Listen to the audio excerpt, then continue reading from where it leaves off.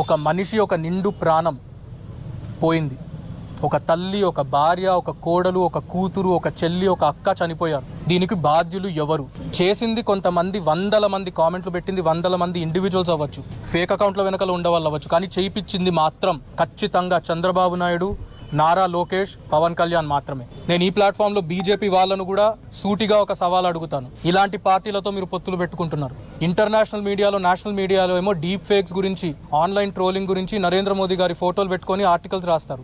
మరి ఇప్పుడు మీరు ఈ అలయన్స్లోకి ఏదైతే ఎంటర్ అయ్యారో మీ పార్ట్నర్లు ఎవరు, ఆన్లైన్ సోషల్ మీడియాలో ఏం చేస్తున్నారు? నేను నా గుండెల మీద చేయబెట్టుకొని చెప్తాను, వైఎస్ఆర్సీపీ సోషల్ మీడియాలో మాత్రం ఎక్కడా కూడా ఆడవాళ్ళ మీద అబ్యూజ్ అనేటిది జరగలేదు, జరగదు కూడా, అది జరగనివ్వరు మా నాయకులు జగన్మోహన్ రెడ్డి గారు. నేను మళ్ళీ కూడా అడిగేది ఇదే మన మీడియా మిత్రుల ద్వారా, దీనికి బాధ్యులు ఎవరు? ఒక టీడీపీకి కానీ, ఒక జనసేనకి కానీ, దాన్ని పాలించే ఒక చంద్రబాబు నాయుడుకి, ఒక లోకేష్కి, ఒక పవన్ కళ్యాణ్కి కానీ ఇంతైనా, ఒక రవ్వంతైనా బాధ ఉందా? ఒక నిండు ప్రాణం పోయినందుకు కారణం ఆ పార్టీకి సంబంధించిన లీడర్లు, ఆ పార్టీకి సంబంధించిన కాడర్. ఈరోజు డెమోక్రసీలో ఒక బ్లాక్ డే.